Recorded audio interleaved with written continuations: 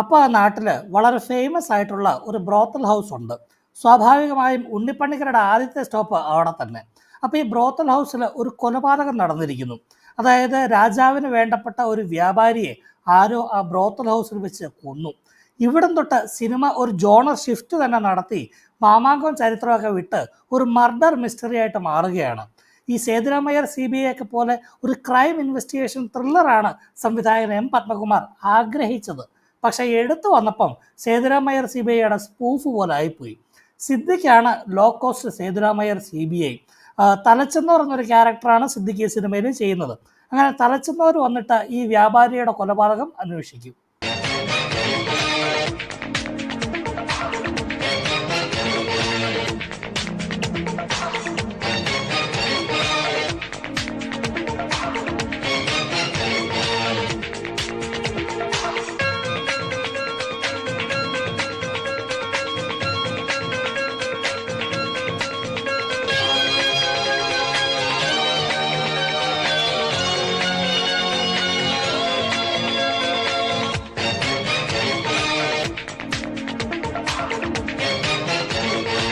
പക്ഷേ ഈ തലച്ചെന്നോർ സേതുരാമയ്യരെ പോലെ സോഫ്റ്റ് അല്ല. പുള്ളിയുടെ ക്വസ്റ്റ്യനിങ് ഒക്കെ മൂന്നാം മുറയാണ്. ഒന്ന് പറഞ്ഞ് രണ്ടാമത്തേന് അറയിൽ ഒളിപ്പിച്ച വാളെടുത്ത് വായിക്കാത്ത കുത്തിക്കയറ്റും.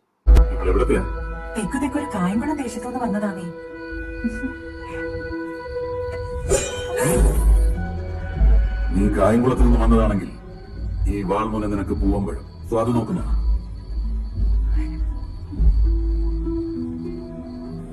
വാൾമുന പൂവമ്പഴോ?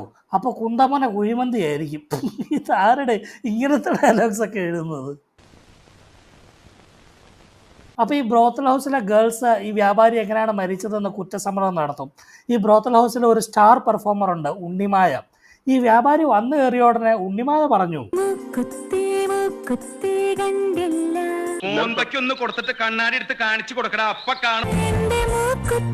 കാലെടുത്ത് കുത്തുന്നതിന് മുമ്പേ കള്ളനെന്ന് വിളിക്കുന്നു പറഞ്ഞ് മനസ്സ് നൊന്ത ആ പാവം വ്യാപാരി തൊലിച്ചു വെച്ചിരുന്ന പൂവമ്പഴത്തിലേക്ക് ഉയർത്തി വെച്ചിരുന്ന വാൾമുനയിലേക്ക് ചാടി ആത്മഹത്യ ചെയ്യുകയായിരുന്നു. ഒന്നും പറയണ്ട, ഭയങ്കര കോമഡിയാ. പക്ഷെ തലച്ചെന്നോർ CBIക്ക് കാര്യം മനസ്സിലാവും. ഇതൊക്കെ ഈ പെണ്ണുങ്ങൾ ചുമ്മാ നമ്പർ ഇടുന്നതാണ്. ചോദിച്ച ഉടനെ സത്യം പറയാൻ തലച്ചെന്നോർ അവരുടെ അമ്മാവൻ്റെ മോനൊന്നും അല്ലല്ലോ. എത്രയൊക്കെ ടോർച്ചർ ചെയ്തിട്ടും എത്രയൊക്കെ ചോദ്യം ചെയ്തിട്ടും ഇവരൊട്ട് സത്യം പറയുന്നുമില്ല. അതോടെ തലച്ചെന്നോർ CBI തന്റെ മൂന്നാം മുറയിലെ അവസാനത്തെ അടവ് പ്രയോഗിക്കും. പുള്ളി പറയും, മര്യാദയ്ക്കുള്ള സത്യം പറഞ്ഞോ, ഇല്ലെങ്കിൽ കാലിലെ ചിലങ്ക ഞാനങ്ങ് ഊരിക്കൊണ്ട് പോകും. ചിലങ്കയില്ലാതെ നിങ്ങളെങ്ങനെ ഡാൻസ് കളിക്കും, എങ്ങനെ കാശുണ്ടാക്കും?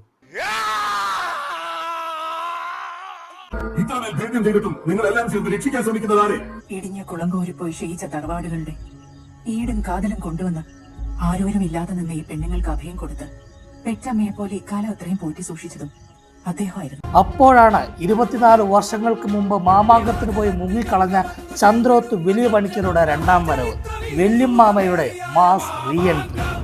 ഞങ്ങളിൽ ഒരാൾ, ഞങ്ങളെ പോലൊരാൾ. പക്ഷെ വെല്ലിമ്മാവന് പകരം കയറി വന്നത് വെല്ലിമ്മായി.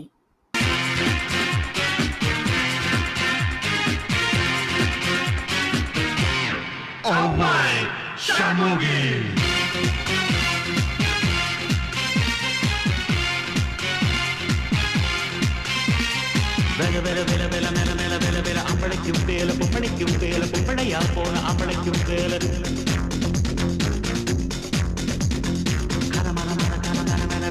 എത്തണയോ വേല എപ്പവും വേല അത്തണയ്ക്കും കൊണ്ട് വെற்றிയനും മാല ഷൺമുഖ ഉണത് പടത്തിൽ ഉയർന്ന് വിളങ്ങും പിണയാ.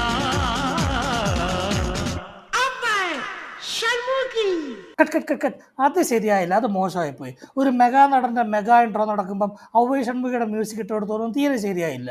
അത് നമുക്ക് ഒന്നുകൂടെ നോക്കാം. ടേക്ക് 2.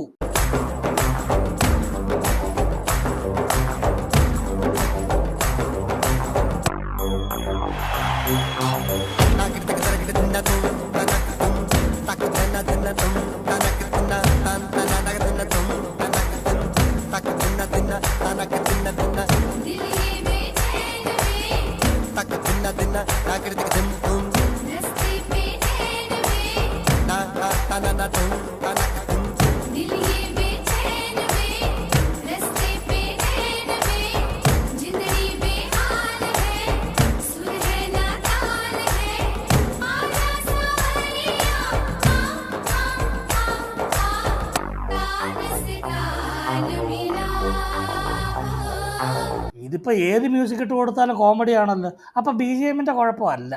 ഏത് കാലത്തും അദ്ദേഹം എത്തിയ ആട്ടവും പാട്ടും ഒക്കെയായി പിന്നെ ഈ മാളിക ഉണരുമായിരുന്നു. ചുരുക്കി പറഞ്ഞ വല്യമ്മായി ഒരു ഒന്നാം തരം ഐറ്റം ഡാൻസറാണ്.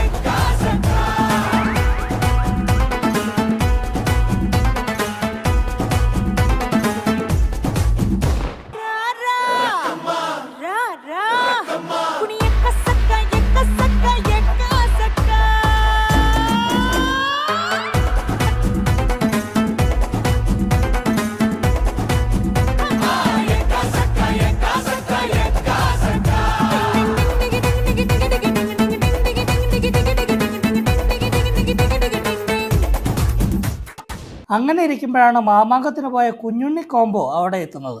അവരെ തലച്ചെന്നവരുടെ ആളുകൾ അറ്റാക്ക് ചെയ്യും.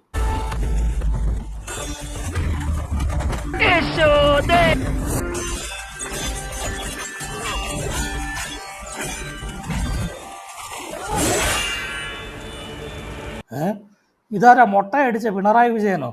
നല്ല മുഖച്ചായുണ്ട്.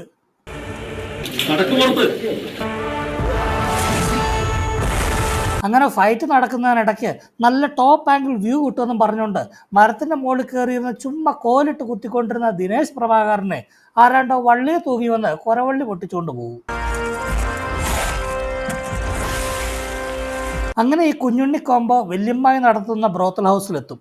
അപ്പോൾ ഈ ചന്ദ്രോത്ത് വലിയ പണിക്കർക്ക് ഇവരെ കണ്ടപ്പോൾ തന്നെ മനസ്സിലായി ഇവർ തൻ്റെ അനന്തരവന്മാരാണ്, ഇവർ തൻ്റെ ഫാമിലിയിൽപ്പെട്ടവരാണെന്നൊക്കെ. അപ്പോൾ ഈ വല്യമ്മാമ 24 വർഷങ്ങൾക്ക് മുമ്പ് മാമാങ്കത്തിന് പോയിട്ട് അതുവഴി അങ്ങ് മുങ്ങിക്കളഞ്ഞതാണ്. പുള്ളി അത് കഴിഞ്ഞ് തിരിച്ച് സ്വന്തം നാട്ടിലോട്ടൊന്നും പോയിട്ടില്ല. അതുകൊണ്ട് പുള്ളിക്ക് ഇപ്പോൾ നാട്ടിലെ ന്യൂസൊക്കെ ഒന്ന് അറിയണം. പാണന്മാർ തൻ്റെ വീരഗാഥകളൊക്കെ പാടി നടക്കുന്നുണ്ടോ, തനിക്കൊരു ഹീറോയിക് ഇമേജ് ആണോ എന്നൊക്കെ പുള്ളിക്കൊന്ന് അറിയണം. ആ കാണുന്ന കൗകിന്റെ തുഞ്ചത്ത് മിന്നല് പോലെ മിന്നടിയും വിരലും പിടിച്ച് പിന്നെയും അറിയുന്ന വല്യമാമ.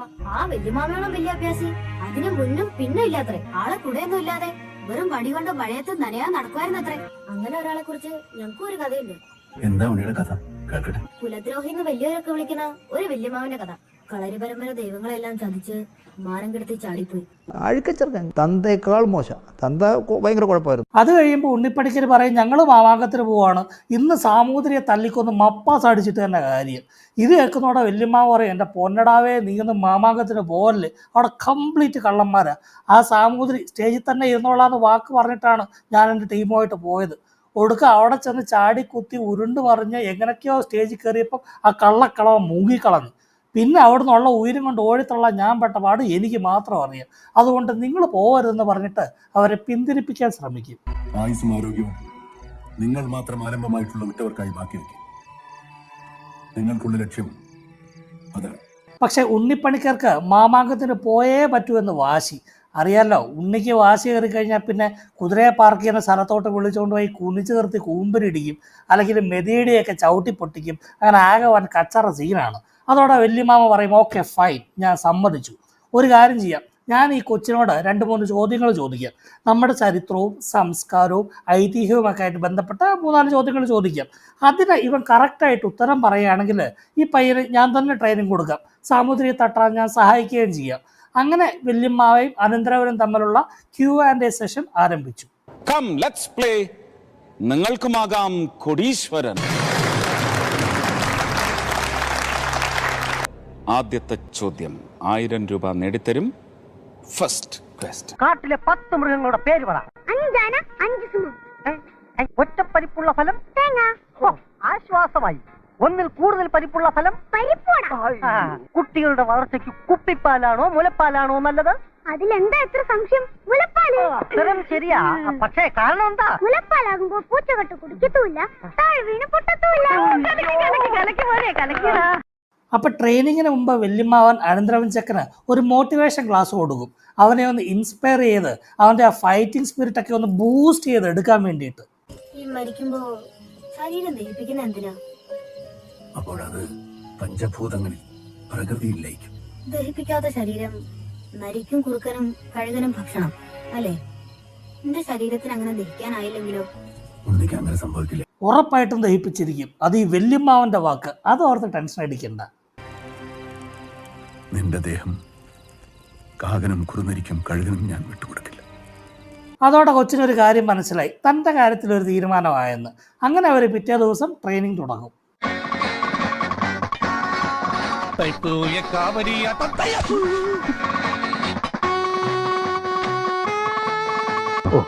ഈശ്വര, ഒരാപത്തും വരുത്തല്ലേ.